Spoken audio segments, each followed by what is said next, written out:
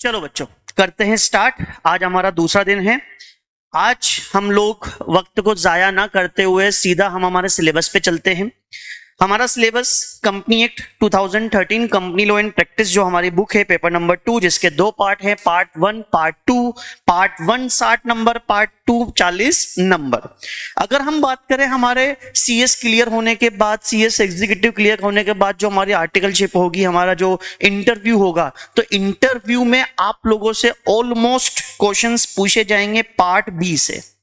अगर आपकी capability check करना चाहता है तो वो कहां से चेक करेगा? पार्ट बी से। आपका प्रैक्टिकल एस्पेक्ट्स देखना चाहेगा तो कहां से चेक करेगा? Part B. और अगर पूरे कंपनी लॉ में सबसे टफेस्ट चीज देखी जाए तो क्या है मेरे बच्चे? Part B. तो सबसे पहले अपन टफेस्ट स्टार्ट करेंगे। पार्ट ए जो थोड़ा सा लेंदी है लेकिन सिंपल है, वो हम उसके बाद स्टार्ट करेंगे। तो पहले हम पार्ट बी को करना स्टार्ट करते हैं। पार्ट बी में हमारा पहला चैप्टर कौन सा है मेरे बच्चे? General meeting. इस तरह से हमारे पार्ट बी में टोटल 7 चैप्टर्स हैं। अगर हम बात करें हमारे यहाँ पे कितने चैप्टर हैं? 7। तो सबसे पहले हम कौन सा चैप्टर स्टार्ट करेंगे? General meeting. सर बिना बेसिक के जनरल मीटिंग स्टार्ट हो जाएगा तो बेसिक साथ साथ में कवर करते जाएंगे तो आपको बिल्कुल भी हार्ड नहीं रहेगा। पढ़ने का तरीका क्या रहेगा और आपका नोट्स, मैंने जैसा कि कल बताया था, आप लोगों को 2 कॉपियां मेंटेन करनी है। एक में तो आपकी कंसेप्ट रहेगी, आप में एक में होंगे क्वेश्चन आंसर्स। ठीक है, तो कंसेप्ट बुक फटाफट कॉपी निकाली है, रजिस्टर निकाली कंसेप्ट बुक की, और उसमें ऊपर ही ऊपर हेडिंग डाल दीजिए कि हम सबसे पहले कंपनी लॉ में 2 पार्ट होते हैं हमारे। एक में होता है पार्ट ए में 60 नंबर, पार्ट बी में 40 नंबर। और सबसे पहले हम कौन सा पार्ट स्टार्ट कर रहे हैं मेरे बच्चे? 40 नंबर का पार्ट स्टार्ट कर रहे हैं। पार्ट नंबर 2 कितने नंबर का? 40 नंबर। गुड मॉर्निंग सारे बच्चों को, ऑनलाइन वाले बच्चों को भी good morning. Kashish, Ayush and Afifa वगैरह सभी को गुड मॉर्निंग। ठीक है, तो हम सबसे पहले 40 नंबर का पोर्शन हम लोग हमारा स्टार्ट करते हैं। राम कुमार को भी गुड मॉर्निंग। तो 40 नंबर का पोर्शन स्टार्ट करते हैं, जिसमें हम सबसे पहले हमारा चैप्टर नंबर 13, जो किसका है मेरे बच्चे? जनरल मीटिंग का। जनरल मीटिंग का हमारा ये चैप्टर है। अब देखो जनरल मीटिंग का ये चैप्टर क्या कहता है। सबसे पहले मीटिंग। मीटिंग का मतलब क्या होता है? मीटिंग का मतलब होता है गेट टुगेदर। मीटिंग का मतलब होता है मेरे बच्चे get together. Ayush Rajput good morning बेटा। तो मीटिंग का मतलब क्या होता है? Get together. मुझे एक बात बताओ, मीटिंग का मतलब होता है गेट टुगेदर करना, तो क्यों बुलाई होगी मीटिंग? कोई ना कोई डिस्कशन करने के लिए। बिल्कुल, तो मीटिंग में क्या होता है मेरे बच्चे? डिस्कशन। अनंता गुड मॉर्निंग बेटा, सभी बच्चों को गुड मॉर्निंग। तो मीटिंग जो बुलाई जाती है उसमें मिनिमम कितने लोग होने चाहिए? 2। मीटिंग जो बुलाई जाती है मेरे बच्चे उसमें मिनिमम कितने लोग होने चाहिए? 2। कितने लोग बोलना एक बार? 2 जने होने चाहिए। अब थोड़ा सा टेक्निकल भी हमको वर्ड्स याद करने हैं मेरे बच्चे, क्योंकि आंसर राइटिंग भी सीखनी है। ठीक है, तो मीटिंग बुलानी है। मीटिंग में मिनिमम कितने लोग होने चाहिए? 2। उन 2 जनों को बोलते हैं कोरम। क्या बोलते हैं? कोरम। कोरम का मतलब होता है minimum number of members present at the meeting, जो एक मीटिंग को चलाने के लिए अति आवश्यक है। कुछ ऐसे मेंबर जो मीटिंग को चलाने के लिए क्या होते हैं? अति आवश्यक। तो कम से कम कितने चाहिए? 2। हालांकि और भी होते हैं, अभी फॉर अ टाइमिंग समझना है मिनिमम कितने। मीटिंग में मिनिमम कितने होने चाहिए? 2। तब जाके यार मुझे एक बात बताओ, एक अकेला हो क्या मीटिंग हो पाएगी? पहले वो बोलेगा हेलो दोस्तों आज हम ये डिस्कस करने वाले हैं, फिर नीचे पे जाके बेटे बोले हाँ हाँ कर लो कर लो कर लो। तो ऐसा होता है क्या? नहीं। तो मिनिमम कितने जने चाहिए मीटिंग में? 2। मिनिमम कितने चाहिए मेरे बच्चे? 2। तो इसको हम क्या बोलते हैं? कोरम। क्या बोलते हैं? कोरम। अच्छा, आप लोग भी क्लास में आए तो क्लास में भी अपना कोरम है कि मिनिमम इतने लोग तो क्लास में आने ही चाहिए, तो उनको क्या बोलते हैं मेरे बच्चे? कोरम। क्या बोलते हैं? अब मुझे बताओ, आप बिल्कुल आ गए रेस्पेक्ट के साथ, बिल्कुल सज दवर के, नहा धो के सब आ गए, आपको किसी ने बुलाया तो आए? पहले बताया होगा ना, इतने बजे क्लास है, इस तारीख से क्लास स्टार्ट होगी, बताया होगा। तो हमेशा मीटिंग से पहले, आप भी गेट टुगेदर हुए हो, तो आपको पहले क्या दिया गया था? नोटिस। नोटिस का वैसे मतलब होता है इंटीमेशन देना। इंटीमेशन के बिना आप लोग आओगे क्या?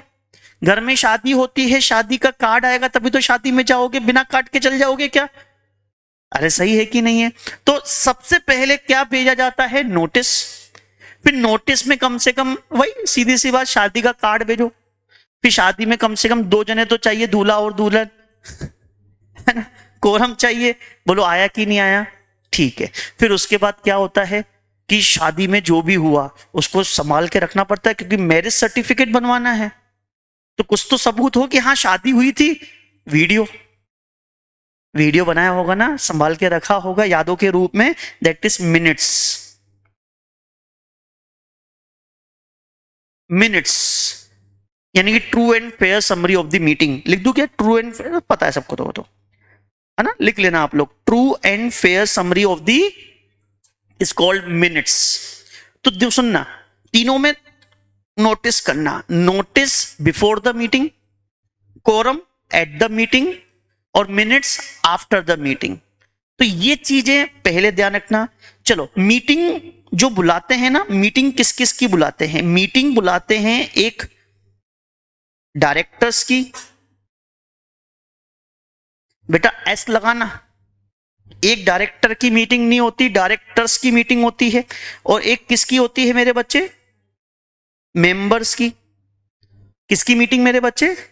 मेंबर्स की मीटिंग। किसकी मीटिंग मेरे बच्चे? मेंबर्स। एक डायरेक्टर की मीटिंग और एक किसकी मीटिंग?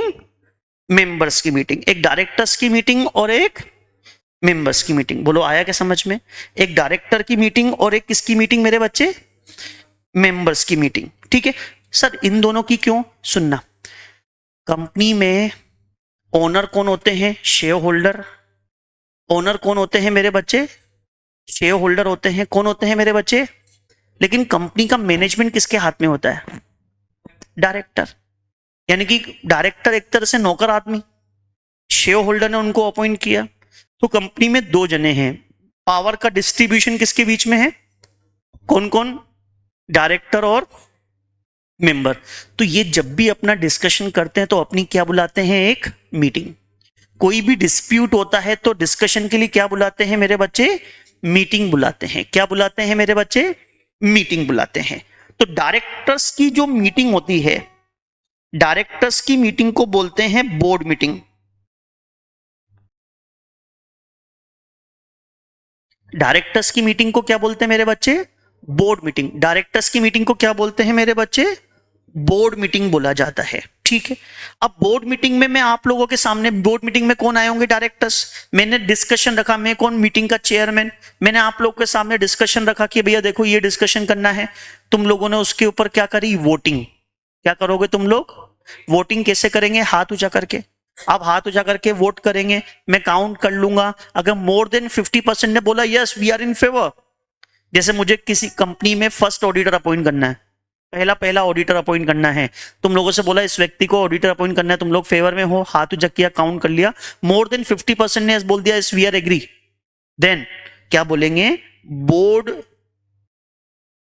Resolution pass. तो बोर्ड रेजोल्यूशन पास करना है। क्या पास करना है मेरे बच्चे? बोर्ड रेजोल्यूशन पास करना है। तो इसमें हमको कंसेंट चाहिए होगी मोर देन 50% कंसेंट। कितनी कंसेंट चाहिए होगी? More than 50%। More than 50% consent हम लोगों को चाहिए होगी। कितनी कंसेंट चाहिए मेरे बच्चे?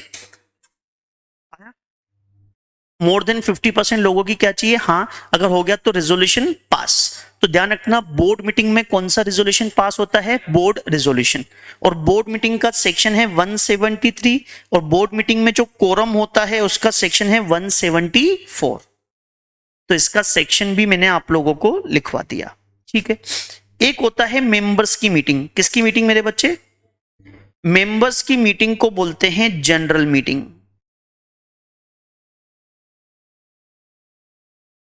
कौन सी मीटिंग मेरे बच्चे? मेंबर्स की मीटिंग को क्या बोलते हैं मेरे बच्चे? General meeting. मेंबर्स की मीटिंग को क्या बोलते हैं? General meeting. शेयर होल्डर्स की मीटिंग को क्या बोलते हैं? General meeting. जनरल मीटिंग दो तरह की होती है, एनुअल जनरल मीटिंग और एक्स्ट्रा ऑर्डिनरी जनरल मीटिंग। एक क्लास मीटिंग भी होती है वैसे, लेकिन लॉ में उसके बारे में प्रोविजन नहीं है तो मैंने लिखा नहीं। क्लास मीटिंग मतलब सेपरेट लोग आते हैं उसमें, इक्विटी शेयर्स या प्रेफरेंस शेयर्स या प्रेफरेंस शेयर्स की कोई एक कैटेगरी। तो ध्यान रखना, जनरल मीटिंग कितने तरह की होती है नॉर्मली? दो, एजीएम और ईजीएम। एनुअल जनरल मीटिंग और एक्स्ट्रा ऑर्डिनरी जनरल मीटिंग। कौन सी मेरे बच्चे? Extra ordinary general meeting. AGM और ईजीएम, एजीएम और एनुअल जनरल मीटिंग और एक्स्ट्रा ऑर्डिनरी जनरल मीटिंग। चाहे एजीएम हो चाहे ईजीएम हो, मीटिंग बुलाते हैं डिस्कशन को रिजोल्व करने के लिए। किसके लिए बुलाते हैं? डिस्कशन को रिजोल्व करने के लिए। मैंने आप लोगों के सामने डिस्कशन रखा। क्या रखा मैंने आप लोगों के सामने? तो उस डिस्कशन में ऑर्डिनरी रिजोल्यूशन पास होगा या फिर स्पेशल रिजोल्यूशन। क्या क्या पास होगा? ऑर्डिनरी रिजोल्यूशन या फिर स्पेशल। कौन कौन सा रिजोल्यूशन? ऑर्डिनरी रिजोल्यूशन या स्पेशल। कौन सा पास होगा? ऑर्डिनरी रिजोल्यूशन या स्पेशल, दोनों में से कोई एक। अगर ऑर्डिनरी लग रहा है तो उसमें कितनी कंसेंट चाहिए? More than 50%। कितनी कंसेंट चाहिए? और स्पेशल रिजोल्यूशन पास करना है तो कितनी कंसेंट चाहिए? 3 times of dissenting share holder. मतलब सुनना, जनरल मीटिंग दो तरह की होती है, एजीएम और ईजीएम। एनुअल जनरल मीटिंग और extra ordinary general meeting. Sir ordinary कब लगेगा, स्पेशल? वो कंपनी लॉ में बताया गया है कि इन डिस्कशंस के लिए ओआर, इन डिस्कशंस के लिए एसआर। वो कंपनी लॉ में पता रखा है कि इन डिस्कशंस के लिए क्या पास करना चाहिए? ओआर। इन डिस्कशंस के लिए क्या पास करना है? एसआर। वो डिस्कशन डिस्कस करूंगा तो क्या पास करना पड़ेगा? Ordinary resolution. एसआर वाले डिस्कशन करूंगा तो क्या पास करना पड़ेगा? अच्छा, ऑर्डिनरी में कितनी कंसेंट चाहिए? More than 50%। और अगर स्पेशल रिजोल्यूशन पास करना है तो कितनी कंसेंट चाहिए? 3 times of dissenting. Sir dissenting मतलब? डिसेंटिंग शेयर होल्डर का मतलब होता है जिन्होंने मीटिंग में अगेंस्ट में वोट दिया है। एक होता है फेवर में वोट देने वाले, एक होते हैं अगेंस्ट में वोट देने वाले। तो अगेंस्ट में जिन्होंने वोट दिया है उनको क्या बोलते हैं मेरे बच्चे? Dissenting share holder. क्या बोलते हैं मेरे बच्चे? डिसेंटिंग। जैसे एग्जांपल लेते हैं,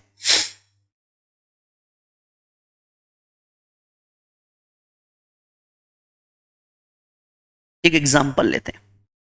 मान लो ABC limited, ABC limited AGM बुला रही है, एनुअल जनरल मीटिंग। अब एजीएम ईजीएम क्या होता है वो आगे डिस्कस करेंगे। एजीएम बुला रही है और उस एजीएम में 40 मेंबर प्रेजेंट हुए। कितने मेंबर प्रेजेंट हुए? 40। 40 मेंबर प्रेजेंट हुए। 40 में से 16 जनों ने फेवर में वोट दिया, तो इसको बोलेंगे एसेंट। हाँ बोलिए। यस को हम क्या बोलेंगे? एसेंट। एसेंट मतलब सहमति दी है उन्होंने। तो 16 जनों ने अपनी क्या दी है? सहमति। और 15 लोगों ने मना किया रिजोल्यूशन के ऊपर, कोई डिस्कशन करना था उसके ऊपर। डिसेंट मतलब मना कर दिया। कितने जनों ने वोट किया? 16 और 15 कितने हो गए? 31।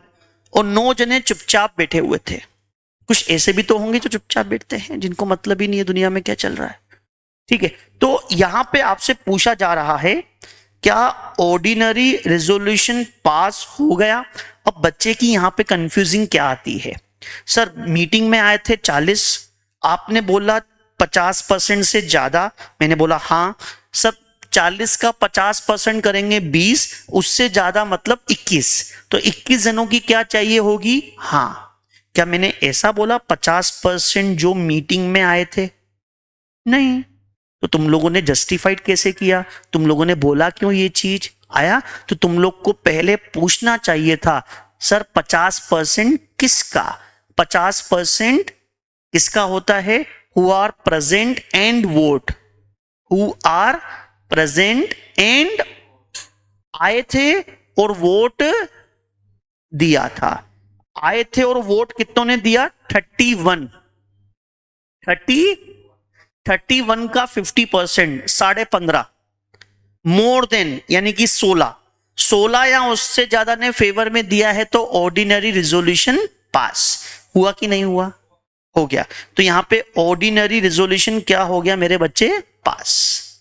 ऑर्डिनरी रिजोल्यूशन क्या हो गया मेरे बच्चे? पास हो गया। बोलो यहां तक कोई डाउट? यहां तक कोई डाउट? ऑर्डिनरी रिजोल्यूशन क्या हो गया? यहां पे पास हो गया। या फिर सिंपल शब्दों में क्या? सर सिंपल शब्दों में क्या, जल्दी बताओ। सिंपल शब्दों में जितनों ने अगेंस्ट में दिया था उससे ज्यादा लोगों ने फेवर में दिया हो। जितनों ने अगेंस्ट में दिया है उससे ज्यादा लोगों ने किस में दिया हो? फेवर में दिया हो, तो ऑर्डिनरी रिजोल्यूशन पास। जितनों ने अगेंस्ट में दिया उससे ज्यादा लोगों ने किस में दिया हो मेरे बच्चे? फेवर में। जितनों ने अगेंस्ट में दिया उससे ज्यादा लोगों ने किस में दिया हो? तो ऑर्डिनरी रिजोल्यूशन पास। अगेंस्ट में कितने थे? 15। 15 से ज्यादा कितना होता है? 16। उत्तर ने फेवर में दिया। बोलो आया कि नहीं आया? पक्का? पक्का? नॉर्मल सा है ना। एक एग्जांपल और ले लेते हैं, देखते हैं आपको आया कि नहीं आया। Example, XYZ limited 50 member meeting में प्रेजेंट हुए। 50 में से 21 ने अपनी हां बोली है, 18 जनों ने ना बोली है और बाकी बच्चे 11 जने चुपचाप बैठे हुए हैं। क्या ऑर्डिनरी रिजोल्यूशन पास हो गया? आप तो बस ये देखा करो डिसेंट से ज्यादा क्या होने चाहिए, अगर है तो रिजोल्यूशन पास। एक और देख लेते हैं। मान लो मीटिंग में 100 मेंबर प्रेजेंट हुए, 100 में से 40 मेंबर ने फेवर में वोट दिया, 40 मेंबर ने अगेंस्ट में वोट दिया और 20 चुपचाप बैठे हुए हैं। तो अब समस्या आ गई। 40 फेवर में है, 40 अगेंस्ट में है, तो अब पास हुआ कि नहीं हुआ? अब ये देखना है पास हुआ कि नहीं हुआ। तो बेटा यहां पे तो टाई हो गया। हमने तो पढ़ा जितने डिसेंट है उससे ज्यादा किसमें होने चाहिए? फेवर में। लेकिन यहां पे तो उतने फेवर में है ही नहीं, तो उसमें 50-50% आ गया। तो इस केस में क्या होगा सुनना। चेयरमैन का ऑब्लिगेशन है, जो मीटिंग का चेयरमैन है, मीटिंग के चेयरमैन का ऑब्लिगेशन है। क्या ऑब्लिगेशन है? कि वोट करो।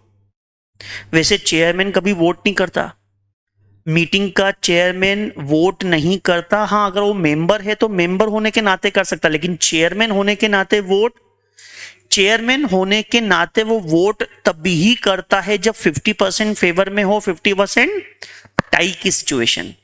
इसकी सिचुएशन आ जाए, टाई की सिचुएशन आ जाए तो वो वोट करेगा और इस वोट को बोलते हैं कास्टिंग वोट। कौन सा वोट बोलेंगे मेरे बच्चे? तो ध्यान रखना एग्जाम में क्वेश्चन पूछ सकता है कास्टिंग वोट से आप क्या समझते हैं? What do you mean by casting vote? दूसरा क्वेश्चन, 50% फेवर में है तो 50% अगेंस्ट में है, तो ऑर्डिनरी रिजोल्यूशन कैसे पास होगा? तो किसी भी तरीके से एग्जाम में क्वेश्चन बन सकता है। ठीक है, तो कास्टिंग वोट देगा। अगर ये फेवर में देगा तो रिजोल्यूशन पास, अगर ये अगेंस्ट में देगा तो रिजोल्यूशन फेल। बोलो आया? क्लियर है? ठीक है, अगला एग्जांपल। यहां पे ऑर्डिनरी रिजोल्यूशन डिपेंड है, पास भी हो सकता है फेल भी हो सकता है, डिपेंड ऑन चेयरमैन वोट।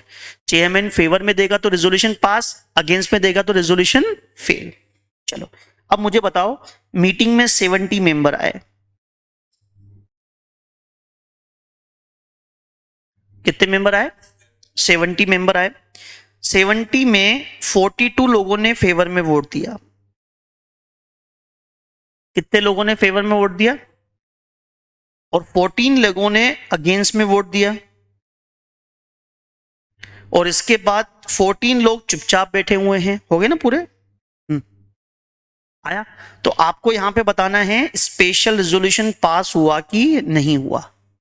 अब स्पेशल रिजोल्यूशन में क्या पढ़ा? 3 times of dissenting share holder. क्या पढ़ा देखो एक बार, 3 टाइम्स ऑफ डिसेंटिंग कितने? 14। इसका 3 टाइम्स मतलब मल्टीप्लाई करना है किससे? 3 से। 3 से मल्टीप्लाई करेंगे तो कितना आ जाएगा? 14 3 जा 42। 42 या उससे ज्यादा लोगों ने फेवर में वोट दिया हो। क्या दिया है? बेटा ध्यान रखना, ऑर्डिनरी रिजोल्यूशन में मोर देन 50% है, लेकिन स्पेशल में 3 टाइम्स और मोर, 3 टाइम्स भी चलेगा, 3 टाइम्स भी चलेगा। तो 42 या उससे ज्यादा लोगों ने किसमें दिया हो? फेवर में। तो स्पेशल रिजोल्यूशन क्या हो जाएगा मेरे बच्चे? पास। सर इसमें टाई हो गया तो? अरे कैसे होगा, 3 टाइम्स की बात चल रही है, टाई कैसे हो सकता है इसमें? बोलो आया? सर हमने तो पढ़ा है स्पेशल रिजोल्यूशन में 75। बेटा 3 टाइम्स का मतलब ही क्या होता है? 75। सर 3/4। अरे 3 टाइम्स का मतलब ही क्या होता है? 3/4। लेकिन अगर आप 3/4 तो 75% करके करोगे तो आंसर गलत आएगा। सर फिर आंसर 3 टाइम्स करके करना है? हाँ बेटा। सर लॉ में क्या लिखा हुआ है? लॉ में यही लिखा हुआ है मेरे बच्चे, सेक्शन नंबर 114 में, सबसेक्शन नंबर 1 में OR, सबसेक्शन नंबर 2 में SR। और जनरल मीटिंग के जो सेक्शंस हैं वो 96 से लेके 122 तक है। जनरल मीटिंग के सेक्शन कहां से कहां तक है मेरे बच्चे? 96 से लेके 122। बोलो आया? अब समझ में आया? क्लियर है? तो कंपनी में कितनों की मीटिंग होती है? डायरेक्टर्स की। और डायरेक्टर्स की मीटिंग को क्या बोलते हैं मेरे बच्चे? Board meeting. बोर्ड मीटिंग में कौन सा रेजोल्यूशन पास होता है? Board resolution. जनरल मीटिंग कितने तरह की होती है? अच्छा जनरल मीटिंग में कौन आते हैं? शेयर होल्डर, AGM और EGM। ठीक है, फिर उसके बाद इसमें कौन सा रेजोल्यूशन पास होता है? ऑर्डिनरी या स्पेशल? वो डिपेंड है कि कौन सा डिस्कशन कर रहे हो। ऑर्डिनरी में कितनी कंसेंट चाहिए होती है? More than. और स्पेशल में कितनी कंसेंट? बोलो आया? अरे आया? ठीक है। तो अब मुझे बताओ जनरल मीटिंग,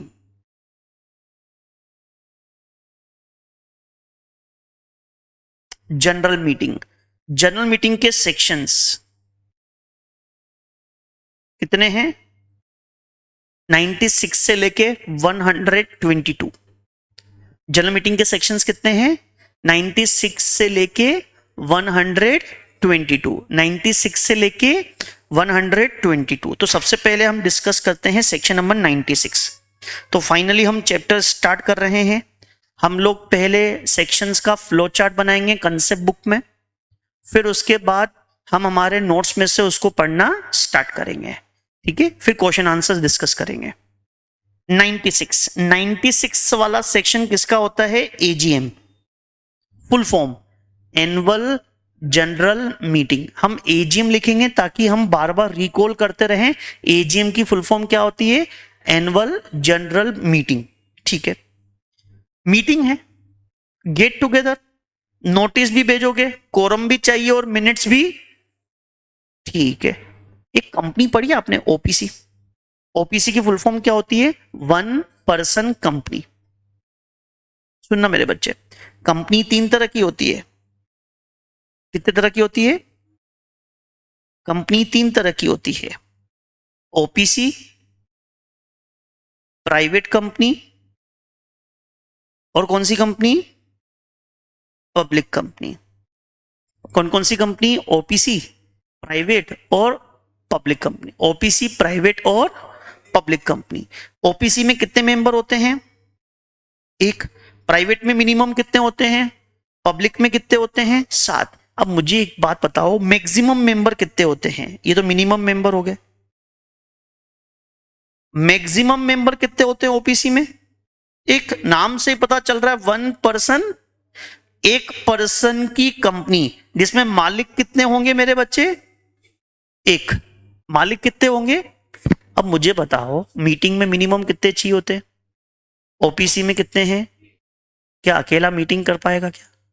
पहले पोडियम पे खड़ा होगा, दोस्तों हम ये करेंगे, फिर नीचे बोलेगा हाँ दोस्तों करो, ठीक है, ऐसा करेगा क्या? नहीं।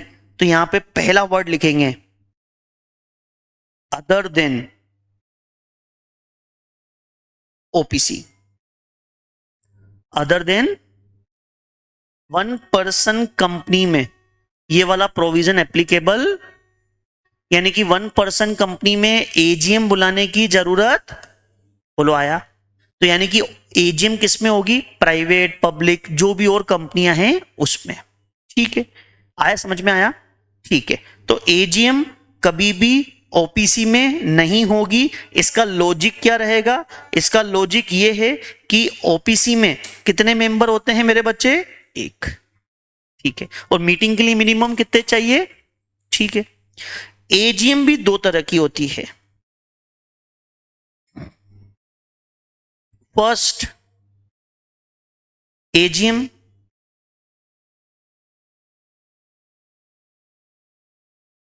Subsequent AGM. फर्स्ट एजीएम, पहली बार, फर्स्ट टाइम, कंपनी की जो फर्स्ट टाइम मीटिंग करते हैं तो उसको क्या बोलते हैं? First AGM. क्या बोलते हैं उसको मेरे बच्चे? तो फर्स्ट एजीएम का मतलब होता है जो फर्स्ट टाइम कंपनी में होती है उसको क्या बोलते हैं? First AGM. अच्छा मुझे एक बात और बताओ, एजीएम की फुल फॉर्म क्या थी? मैं भूल गया यार। हाँ, एनुअल। एनुअल मतलब एनुअल अकाउंट साल में कितनी बार बनते हैं? 1 बार। स्कूल में एनुअल फंक्शन कितनी बार होता था साल में? तो एजीएम साल में कितनी होगी? साल में कितनी बार एजीएम होगी? मिनिमम और मैक्सिमम? मैक्सिमम भी 1, मिनिमम भी। तो फर्स्ट एजीएम, पहली मीटिंग विद इन 9 मंथ, कितने महीने में होगी? Within 9 month from the date of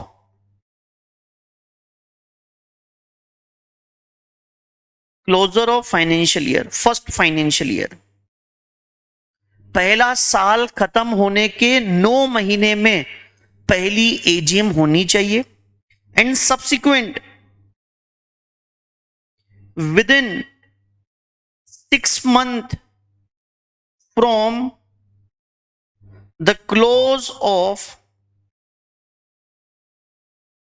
subsequent financial year।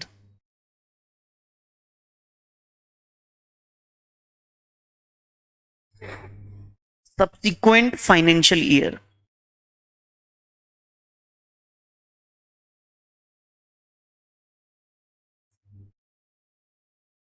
आया? अरे आया? तो कंपनी की फर्स्ट एजीएम कितने समय में होगी? 9 मंथ। सब्सिक्वेंट एजीएम कितने समय में होगी? 6 मंथ। अब देखो याद करने का तरीका, सेक्शन कौन सा? पहले क्या लिखा हुआ है? 9, फिर क्या लिखा हुआ है?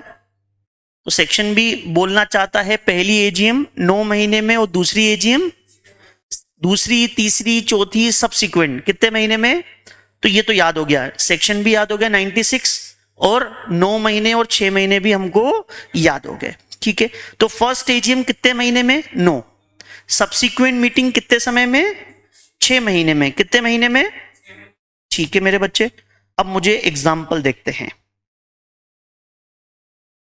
मान लो एबीसी लिमिटेड, कौन सी कंपनी मेरे बच्चे? अगर इस कंपनी का इनकॉर्पोरेशन 1 जून 2025 को हुआ, आईएनसी मतलब इनकॉर्पोरेशन, अब मुझे बताओ इसका साल कब खत्म करेंगे? 31 मार्च 2026। अब मुझे जल्दी से पढ़ के बताओ, पहली एजीएम कितने समय में होगी मेरे बच्चे? 9 मंथ। 9 महीने कहां से? इनकॉर्पोरेशन की फाइनेंशियल ईयर। 9 महीने कहां से देखेंगे? इनकॉर्पोरेशन की फाइनेंशियल। यहां से 9 महीने काउंट करो, 31 मार्च से अप्रैल, मई, जून, जुलाई, अगस्त, सितंबर, अक्टूबर, नवंबर, दिसंबर, यानी कि 31 दिसंबर 2026 ये लास्ट डेट है एजीएम की। इससे पहले पहले कंपनी की क्या हो जानी चाहिए? एजीएम। क्या हो जानी चाहिए? एजीएम। बोलो आया? तो ये कंपनी की लास्ट डेट क्या आ गई है? अब इस कंपनी का दूसरा साल, ये तो पहला साल था, अब इस कंपनी का दूसरा साल। पहला साल कब एंड हुआ? 31 मार्च 2026। तो आने वाला साल कब खत्म होगा? 31 मार्च 2027। 2027। अब दूसरी मीटिंग, दूसरी, तीसरी, चौथी ऑनवर्ड्स कितने समय में होगी? 6 महीने। यहां पे कितने महीने? 6 महीने। तो 6 महीने काउंट करो, मार्च से अप्रैल, मई, जून, जुलाई, अगस्त, सितंबर। तो सितंबर में 30 होते हैं कि 31? 30। तो 30 सितंबर 2027। यानी कि पहले साल में कितने महीने देखने हैं? 9। और दूसरी, तीसरे, चौथे साल में कितने महीने देखने हैं? 6 महीने। और कहां से देखने हैं? फाइनेंशियल ईयर एंड होने से। बोलो आया? आया? समझ में आया? तो पहली मीटिंग 9 महीने में और दूसरी 6 महीने में, ये भी ठीक है। अब चाहे फर्स्ट हो चाहे सेकंड हो, इसका डे और डेट क्या होगा अदर देन नेशनल हॉलिडे? कभी भी नेशनल हॉलिडे पे मीटिंग नहीं कर सकते। नेशनल हॉलिडे कौन कौन से होते हैं? 26 जनवरी आने वाला है अभी, 2 अक्टूबर, 15 अगस्त, ये 3 नेशनल हॉलिडे। उस दिन नहीं कर सकते, उसके अलावा किसी भी दिन, किसी भी दिनांक कर सकते हैं। डे, डेट, टाइम, कितने बजे मीटिंग करें during the business hours?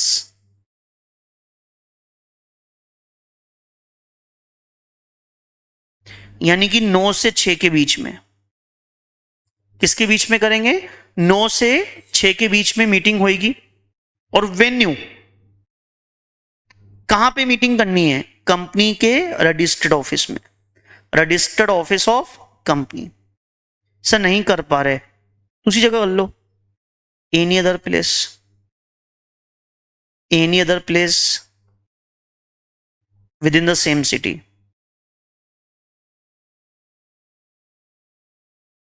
With in the same city. Indore में है तो इंदौर में किसी और जगह पे कर सकते, लेकिन इंदौर से बाहर, नोट डाउन करो इतना, ऊपर वाला लिख लिया, 9 मंथ, 6 मंथ। ऑनलाइन वालों को कोई डाउट हो तो बताना प्लीज। डन? डन। अगला एक्सटेंशन। एक्सटेंशन का मतलब होता है कितने समय का एक्सटेंशन मिलेगा। मतलब समझना, हमने क्या पढ़ा? हमारी मीटिंग 9 महीने या 6 महीने में करनी है, नहीं कर पा रहे सर, थोड़ा टाइम दे दो सर, थोड़ा टाइम एक्सटेंड कर दो सर। हम करेंगे, पक्का करेंगे, थोड़ा टाइम एक्सटेंड कर दो सर। तो क्या एक्सटेंशन मिल सकता है? हाँ, मैक्सिमम 3 महीने का।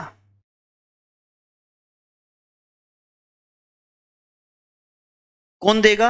आरओसी। एक्सटेंशन के लिए एप्लीकेशन किसको देनी है मेरे बच्चे? तो आरओसी आपको क्या दे सकता है? एक्सटेंशन। आरओसी आपको क्या दे सकता है? एक्सटेंशन दे सकता है। आरओसी क्या दे सकता है मेरे बच्चे? एक्सटेंशन। बोलो आया? आरओसी एक्सटेंशन दे देगा आपको, ठीक है। कितने महीने का? ठीक है, but only for subsequent first AGM के लिए कभी आपको एक्सटेंशन नहीं मिलेगा। सर क्यों? अरे मेरे बच्चे, यहां पे 9 महीने और यहां पे 9 है, यानी कि 6+3, 3 महीने एक्सटेंशन के ऑलरेडी इसमें इंक्लूड हैं। क्या अलग से मिलेगा क्या? नहीं। समझ में आया? इसमें ऑलरेडी एक्सटेंशन का समय तो इसलिए अलग से आपको एक्सटेंशन, लेकिन वहां पे मिलेगा। वहां पे कितने महीने हैं? कुल मिला के आपको 31 दिसंबर से पहले पहले करनी है।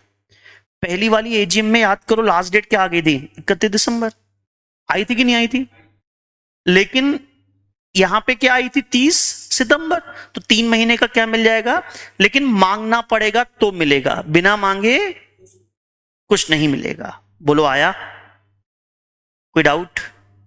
किसी को भी कोई डाउट? पक्का? बढ़े आगे बढ़े। तो ये हमको एक्सटेंशन कितने महीने का मिलेगा? 3 महीने का। तो सेक्शन नंबर 96 क्या है? एजीएम कितने समय में होगी? Day, date, time, venue. समझ में आया? ठीक है। अगला सेक्शन 97, सेक्शन नंबर 97 किसका होता है? AGM by NCLT. NCLT National Company Law Tribunal. अब ये क्या है सर? सुनना, कंपनी लॉ में जो रेगुलेटरी है,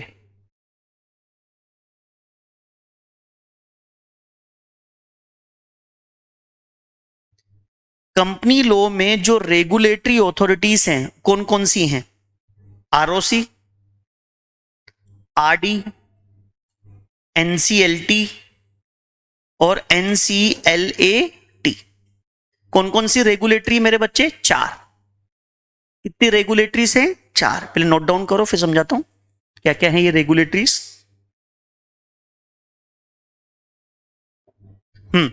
आरओसी का full form registrar of companies. Registrar, जहां पे कंपनियों का क्या होता है? रजिस्ट्रेशन। हर स्टेट में कितने आरओसी होते हैं? 1। हर स्टेट में कितने आरओसी होते हैं? 1। जहां पे हम कंपनी का क्या करवाते हैं? रजिस्ट्रेशन। लेकिन 2 स्टेट ऐसे हैं जहां पे कितने आरओसी हैं? 2। एक है महाराष्ट्र और एक है तमिलनाडु। महाराष्ट्र में 2 आरओसी हैं, मुंबई और पुणे। तमिलनाडु में भी 2 हैं, कौन कौन से? चेन्नई और कोयम्बटूर में। ठीक है।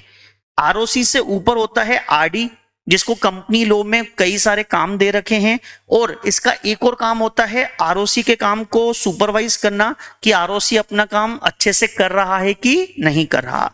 जिस तरीके से आरओसी हर स्टेट में 1 होते हैं, आरडी अपने इंडिया में टोटल कितने हैं? 7 आरडी हैं जिनका ज्यूरिडिक्शन डिसाइडेड है। इनसे ऊपर होता है NCLT, full form national Company Law tribunal. इसको भी कंपनी लॉ में कई सारे काम दे रखे हैं और साथ ही साथ ये क्वासी जुडिशियल बॉडी है। सर ये क्या वर्ड बोला आपने? Quasi judicial body. क्वासी का मतलब होता है अर्ध, आधा। जुडिशियल मतलब कोर्ट के जैसे। तो ये कोर्ट के वाले काम करती है, लेकिन कोर्ट यानी कि न्याय देती है, लेकिन कोर्ट कंपनी लॉ के डिस्प्यूट यहीं जाते हैं। कंपनी लॉ के डिस्प्यूट यहीं जाते हैं सारे। कंपनी लॉ के केसेस यहां पे रेफर किए जाते हैं। कहां पे? एनसीएलटी। कहां पे रेफर किए जाते हैं? एनसीएलटी।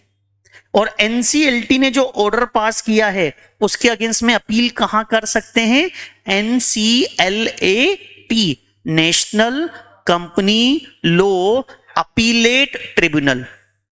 अपीलेट ट्रिब्यूनल आया? तो सुनना, क्या एनसीएलटी एजीएम बुला सकता है? क्या एनसीएलटी एजीएम बुला सकता है? हां। किसके बोलने पे? मेंबर के बोलने पे। मेंबर एप्लीकेशन देगा। मेंबर एप्लीकेशन देगा। किसको एप्लीकेशन देगा मेरे बच्चे? एनसीएलटी को, कि एनसीएलटी हमारी कंपनी में क्या बुला दो? एजीएम बुला दो। फिर एनसीएलटी बोलेगा हां यार सही है, तो ये ऑर्डर पास करेगा।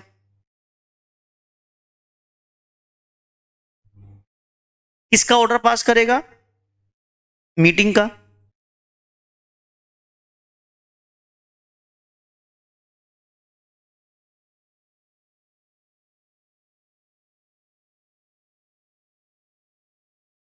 किसका ऑर्डर पास करेगा?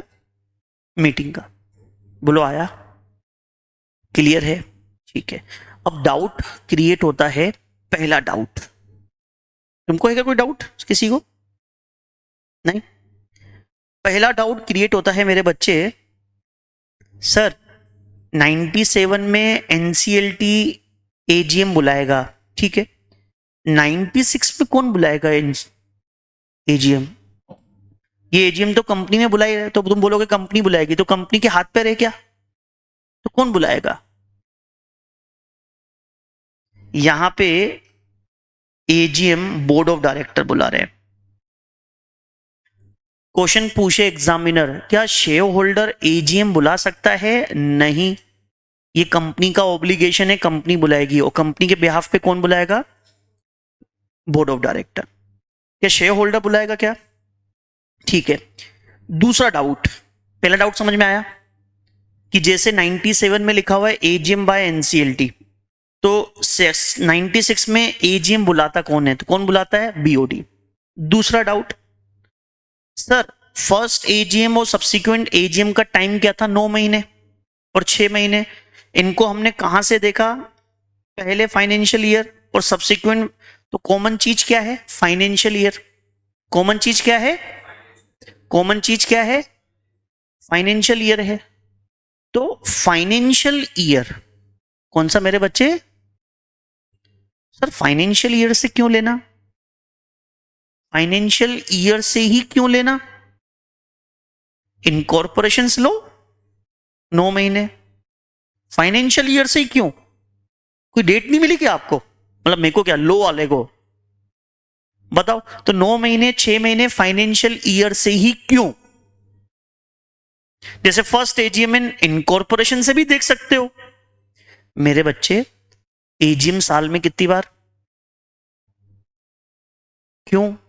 क्योंकि यहां पे कंपनी के एनुअल अकाउंट डिस्कस होते हैं। एजीएम एनुअल अकाउंट, साल में एक बार अकाउंट बनेंगे, साल में एक बार शेयर होल्डर के सामने रखेंगे।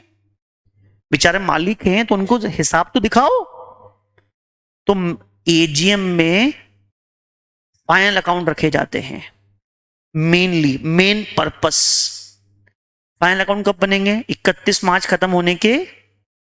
तो एजीएम भी कब बुलानी चाहिए? 31 मार्च खत्म होने के। तो इसलिए 9 महीने 6 महीने कहां से काउंट करने हैं? बोलो आया?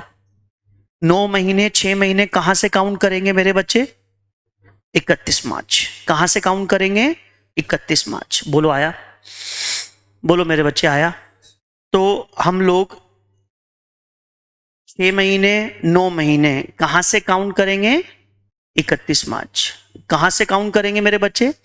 31 मार्च से काउंट करेंगे। बोलो यहां तक आया? तो ये डाउट क्लियर हो गया। हमको इनकॉर्पोरेशन से नहीं देखना, कहां से देखना है? Financial year. क्यों फाइनेंशियल ईयर से देखना है? क्योंकि फाइनल अकाउंट तो बन जाए। Got it? लॉजिक क्लियर है? ठीक है। अगर मान लो 96 में कंपनी ने एजीएम नहीं बुलाई, तो नुकसान किसका हो रहा है? कंपनी का कि शेयर होल्डर का? क्योंकि बेचारों को साल में एक बार बुला रहे हो हिसाब के लिए, और तुमने बुलाया ही नहीं, हिसाब नहीं दिखाया, तो उसके मन में मिसअंडरस्टैंडिंग आएगी कि नहीं आएगी? ये ठीक उसी प्रकार से है मेरे बच्चे। दो जने दोनों साल भर तक अलग अलग रहते हैं, साल में एक बार मिलते हैं, अगर उसमें भी नहीं बुलाओ तो मिलने के लिए, मिसअंडरस्टैंडिंग क्रिएट होगी कि नहीं होगी? मतलब एक तरह से कंपनी और शेयर होल्डर के बीच में साल भर तक डाइवोर्स चल रहा है। साल में सिर्फ कितनी बार मिलते हैं, और उसमें भी अगर नहीं बुलाओ मिलने के लिए, किसी ने भी नहीं बुलाया दोनों में से, मिसअंडरस्टैंडिंग क्रिएट होगी कि नहीं होगी? इंसान सोचेगा क्यों नहीं बुलाया, दाल में कुछ। तो उसी तरह से अगर कंपनी ने एजीएम नहीं बुलाई तो शेयर होल्डर के मन में क्या आएगा? दाल में कुछ। अरे सही है कि नहीं है? तो क्या एजीएम शेयर होल्डर बुला सकता है? एजीएम कौन बुलाएगा? Board of director. उन्होंने नहीं बुलाई तो बेचारे शेयर होल्डर के पास क्या रेमेडी है? तो तीसरा डाउट, ये एग्जाम में क्वेश्चन आ जाए, अगर एजीएम कंपनी ने नहीं बुलाई तो शेयर होल्डर के पास क्या रेमेडी है? कभी नहीं आया एग्जाम में, कभी नहीं आया। आ जाए तो क्या लिखोगे?